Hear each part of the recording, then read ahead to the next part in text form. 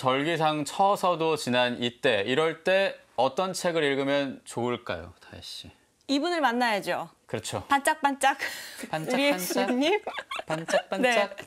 우리 수녀님을 만나면 우리의 영성이 정말 풍성해지잖아요. 맞습니다. 그렇죠? 성 바오로 딸 수도의 이 빛나라 세쿤디나 수녀님과 함께합니다. 안녕하세요. 안녕하세요, 수녀님. 네. 오늘은 그렇게 크게 당황하진 않으시네요. 이제 다행입니다. 좀 익숙해질만. 그래요? 그럼 계속 옆에서 오늘 할까요? 저희가 좀 얌전했나요? 네. 처소에서 그런가 봐요. 우리가 시동을 걸어볼까요? 반짝반짝. 처음으로 거절을. 반사. 네. 여기까지. 자리를 고쳐 네. 앉습니다. 네. 어떤 책을 소개해 주실지. 예. 네. 오늘 수녀님 책이 굉장히 두껍습니다. 네, 신부님이 앞서서 네. 그래서 성인 얘기했고 돌아오는 금요일에 아우구스티누스 예. 축일이잖아요. 네. 그래서 축일도 있다. 고백록 그래요. 준비했고요. 또 아까 그래요. 말씀하신 것처럼 마음을 정리해 줄 수 있는 책이에요. 네, 마음을 정리해 줄 수 있는 네. 책 표지가 일단 굉장히 클래식하다고 해야 될까요? 예. 예. 명작이니까. 고전의 느낌이 딱 예, 있지 않습니까? 아주 유명한 고전이잖아요. 그렇죠. 그리고 어쨌든 나 책 좀 읽어 하는 분들은 한 번쯤 열었다가 네, 한 번쯤 열었다가 완독을 한 번에 하기 힘든 하지만 너무너무나 아름다운 책이기도 하죠. 제 얘기네요. 네. 저도 저도 그래요. 예, 저도 지금 네. 완독은 못 해서. 네. 아, 참. 그래서 아우구스티누스의 자서전으로 많이 알려져 있고 그렇죠.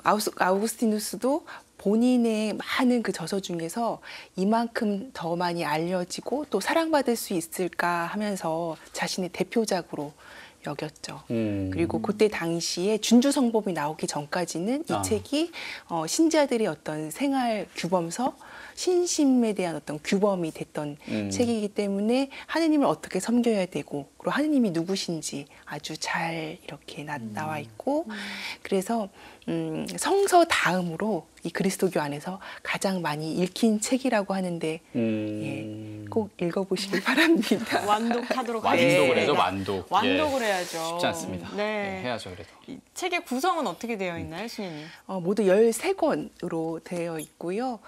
전반부 1권에서 10권까지는 아우구스티누스가 그리스도교를 회심하기까지의 자기 생애를 담고 있고 11권에서 13권 그 후반부에는 하느님 그리고 창조 특별히 11권에는 시간에 대한 철학이 담겨 있어요. 그렇군요. 그 철학까지 담겨 있는 이 고백록, 님 가림의 찬가, 진리에 바치는 연가라는 부제도 딱 눈에 들어오고. 네. 준익 씨는 어때요? 이 책 완독하실 수 저는 있으시겠죠? 그 이름도 아우구스티노 이렇게 라틴어고 책 두께가 저는 좀 시작하게 내가 어렵겠다는 생각이 머릿속으로 막 밀려 들어오기 시작했어요. 네. 얼굴이 빨개지셨네요.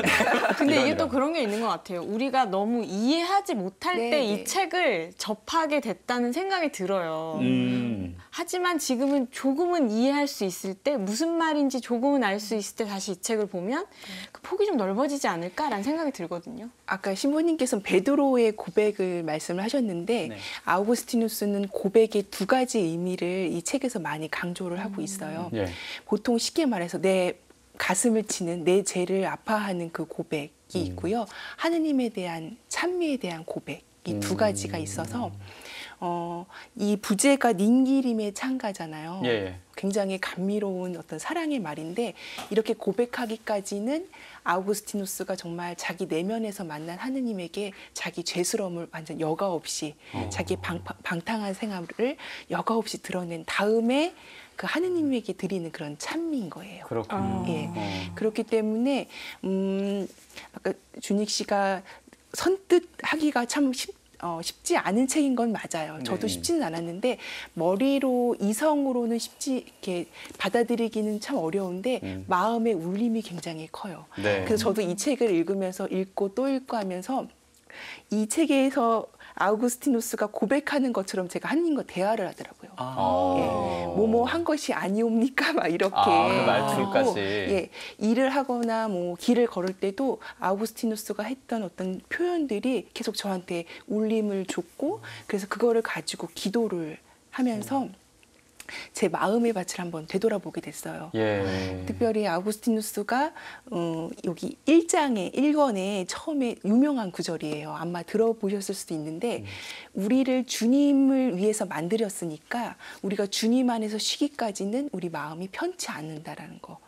늘 불안하다라는 거죠. 네. 그러니까 내 마음이 이 피조물에 쏠려 있거나 어떤 사람에게 쏠려 있을 때는 불안한 거예요. 공허한 거예요. 근데 내가 하느님께 머무르면은 중심을 딱 잡는 거죠. 그래서 아우구스티누스는 나중에 이제 10권에 가서 당신의 어떤 삶의 목표라고나 할까?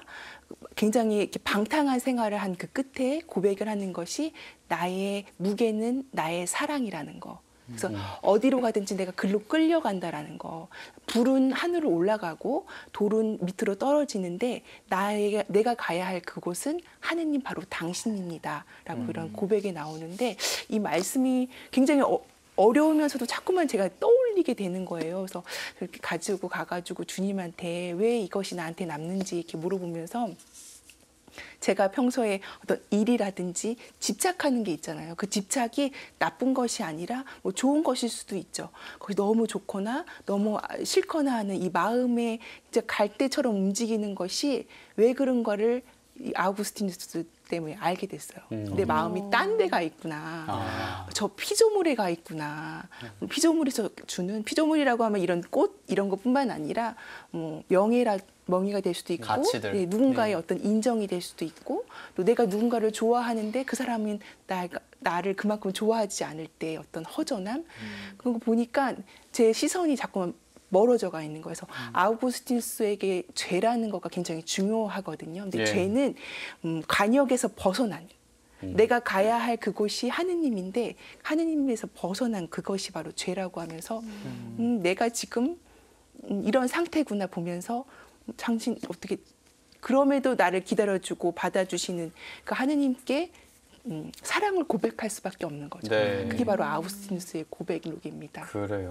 고백록으로 얘기를 시작하셨는데 수녀님의 신앙 고백을 지금 네. 이거- 그렇게 될 수밖에 없어요. 그러네요. 그리고 그 신앙 고백도 아우구스티누스 성인처럼 이 구절이 왜 남싸옵니까? 그렇습니다. 이렇게 하던데 저는 그럼 그 말투를 딱 따서 책 속의 또 다른 구절도 소개해 주시옵소서. 고백록은 아우구스티누스가 히포의 주교로 됐을 때 자기의 지난 날을 쓴 거거든요. 그렇기 때문에 내가 이렇게 회심한 다음에 내가 왜 이렇게 당신께 늦게야 대답했습니까? 라는 거를 쓴 거고 굉장히 유명하고 뭐 수사학적으로도 그렇고 운율적으로도 유명하지만 특별히 그 회심의 그 여정 안에서 바라보면은 이해가 많이 갈 거예요. 네, 읽어주시죠. 늦게야 님을 사랑했습니다. 이렇듯 오랜, 이렇듯 새로운 아름다움이시여 늦게야 당신을 사랑했습니다. 내 안에 님이 계시거늘 나는 나 밖에서 님을 찾아 당신의 아리따운 피조물 속으로 더러운 몸을 쑤서 넣어 싸우니 님은 나와 같이 계시건만 나는 님과 같이 아니 있었나이다. 당신 안에 있지 않으면 존재조차 없을 것들이 이 몸을 붙들고 님한테서 멀리 했나이다. 부르시고 지르시는 소리로 절벽이던 내 귀를 트이시고 비추시고 밝히시사 눈 멀문 쫓으시니 향내음 풍기실제 나는 맞고 님 그리며 님 한번 맛본 뒤로 기갈 더욱 느끼옵고 님 한번 만지심에 위 없는 기쁨에 마음이 살라지나이다. 고백록의 일부를 이렇게 딱 읽어주셨습니다. 네. 어떠셨어요? 상대편이 마음의 준비가 되어 있을 때 하는 고백은 참 아름다운 거라고 하잖아요. 주님은 늘 들을 준비가 되어 계시는 분이기에 아, 그러네요. 그 고백은 너무 아름다웠던 것 같아요. 네. 네. 그리고 이제 여기서는 그 당신이 늘 나와 함께 있었는데 그 밖에서 계속 찾았다라는 거죠. 아. 예. 그러니까 보통 이 아우구스티누스가 물론 어떤 절제할 수 없는 어떤 육체적 욕망에 한 여인과 동거해서 18살이 벌써 아들 하나를 두었었어요. 예. 물론 그런 어떤 죄의 모습도 있지만 아우구스티누스는 끊임없이 진리를 탐구했던 사람인데 그 진리를 다른 데서 찾았던 거죠. 앞서 신부님이 얘기했던 것처럼 마니교에서 찾았기도 했고 그때 당시에 유행했던 철학 안에서 진리를 찾았던 건데 그 방향이 잘못됐던 거예요. 예.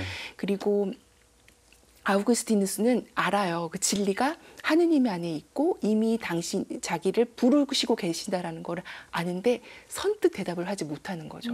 왜냐하면은 자기가 이렇게 누리고 있던 것들, 자기가 즐기고 있던 것들이 좋거든요. 근데 그거를 놓고 하느님을 따르기에는 계속 그 마음의 사슬이 있는 거예요. 그래서 내 안에 하느님 그리고 내 안에서 다른 것들을 찾고 싶은 그런 욕망들이 계속 싸움을 하는 거죠. 네. 그런 가운데서 결국에는 이렇게 늦게야 주님을 알아봤다라는 거.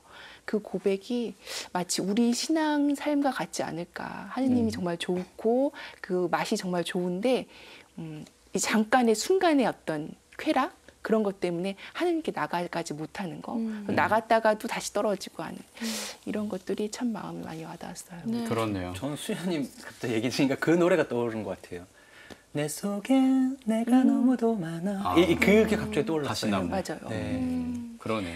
이 표지 뒤에 소설가 신달자님의 추천글이 있어요. 생명을 다해 주님을 만나는 일에 삶을 바치고 싶은 열망에 몸을 떨게 하는 기적의 글이다. 와. 기적의 글, 그 아우구스티노 성인에 대한 얘기도 쭉 함께 했는데 진짜 이번 주에 읽으면 딱일 맞아요. 그런 네. 책입니다. 다시 읽고 싶은 명작 이게 4번째 권이니까 이게 시리즈인 예, 거잖아요. 다른 지금까지 책들도 많죠. 13권이 나와 있어요. 예. 그래서 네.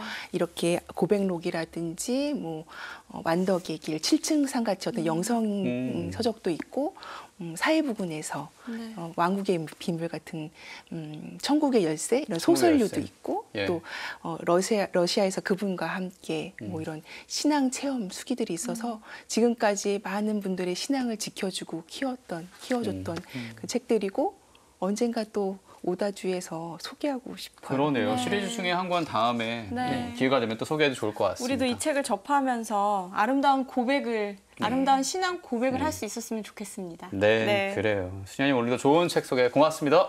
감사합니다. 감사합니다.